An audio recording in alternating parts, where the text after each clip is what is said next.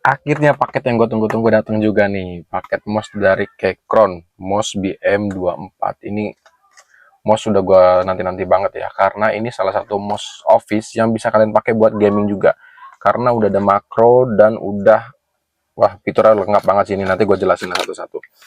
Ini salah satu mouse yang penjualannya sudah di atas 200 pieces tapi tetap bintang 5.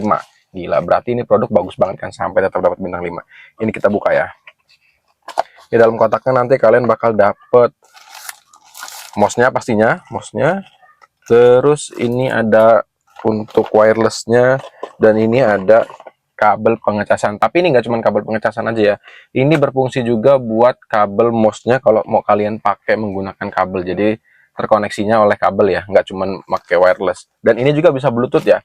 Jadi di bawah ini tuh, ini di bawah ini ada pengaturan untuk Bluetooth ataupun untuk kabel ataupun harus pakai nih kepala wirelessnya. Jadi ini bisa dipakai ataupun nggak dipakai ya. Gila, ini bagus banget ya.